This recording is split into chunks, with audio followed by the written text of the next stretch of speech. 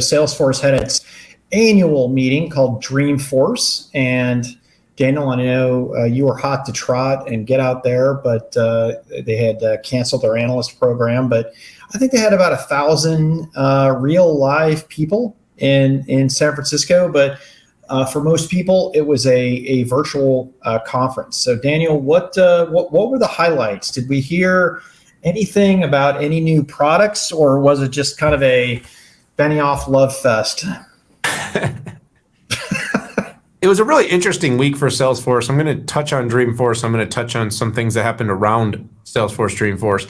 Salesforce has been sort of amping up to Salesforce for the better part of a month. So over the last, from September 1st to September 16th, the company put out 5 different sets of announcements around new products and innovations. Now, of course, as we heard with Oracle, SaaS is just a little different than hardware. When you're launching hardware, the way it gets launched, it seems to be so much different. But when you have like a platform, like a CRM, and you launch some new services and availabilities and products, it doesn't tend to quite land the same way as like, hey, we got a new line of Surface Books, or hey, we got this new mountain of servers that we're going to show everybody. So they basically made updates to their Sales Cloud. They completely relaunched the Tableau platform for enterprise use. They had a series of new automation and AI advancements for the Service Cloud. They announced some new corporate partnerships, a big one with FedEx.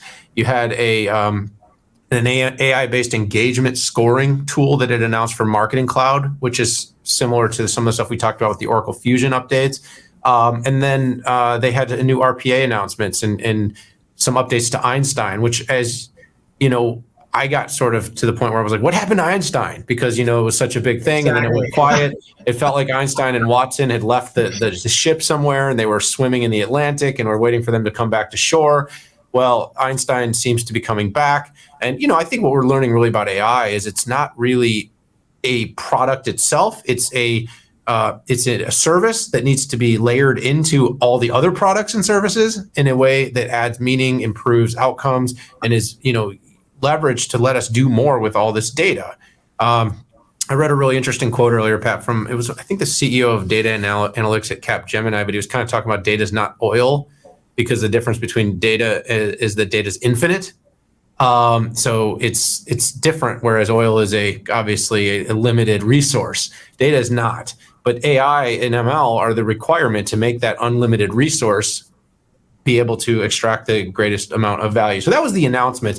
I think, a couple things I want to just touch on is you mentioned the 1,000 people. They canceled the analyst summit, but from a safety reason standpoint, what I did like was they did push on with doing any element of a live event, Pat, because I think you and I both agree, no matter what your stance is on Salesforce, you and I both agree that getting back to live is important. So pushing that boundary, getting people in person, even if it's a small group, is still a nice sign to society that, hey, we need to keep moving forward.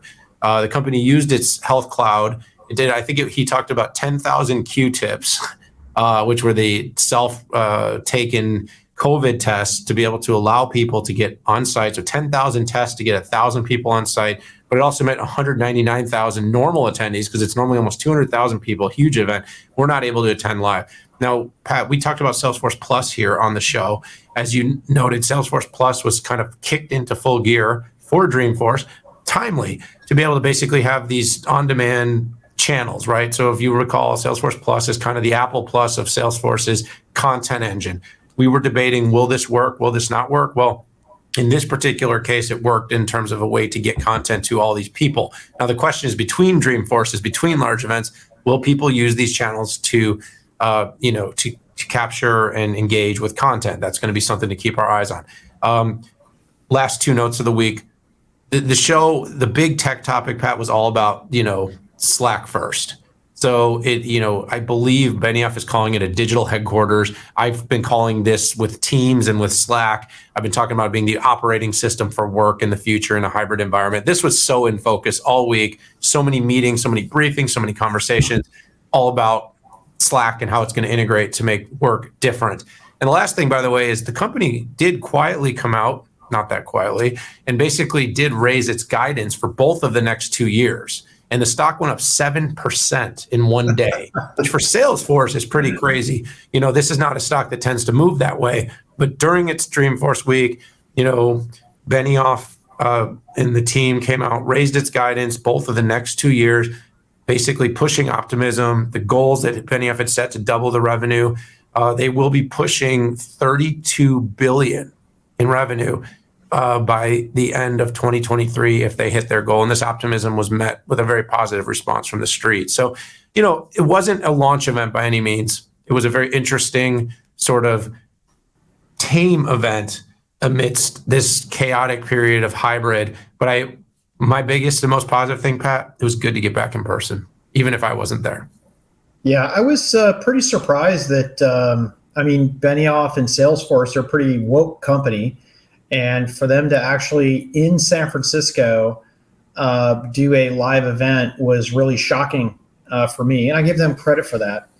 I might be hard on Salesforce, but I will always give a company credit where credit is due. And listen, their financial architecture as well. I mean, you can't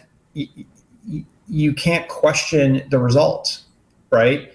And I might debate on organic versus acquisition, but the fact is they just keep driving the revenue. There is something special that's there from an integration standpoint. And, I'll stick to my guns. They do have some strategic challenges that continue. The plus side with what they're doing on Slack is they get access to the core data. And that's really what all of this is about. You look at Microsoft, you look at Google, you look at Slackforce, plus Chime. I mean, it's all about the data and some base capabilities that at some point, of something that is a product like Zoom and video over time likely turns into an non-differentiated feature, right? And that's actually good for Salesforce, right? When chat actually becomes non-differentiated and becomes a feature. And they bought the high-flying company that was in chat, and it is a core glue that goes across everything.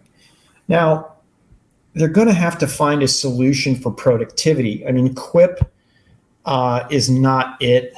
I don't think I've ever met a single person who ever used Quip that didn't work at Salesforce.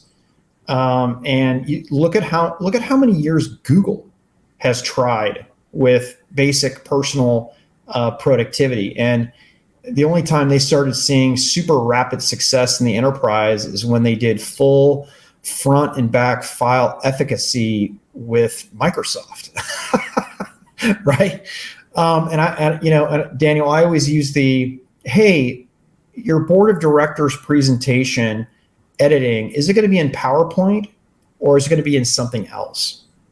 And literally 99 times out of 100, and I'm only saying 99 and not 100, is PowerPoint, right? And again, that's just more data to be able to get access to and understand. That is an advantage that Microsoft and Google has.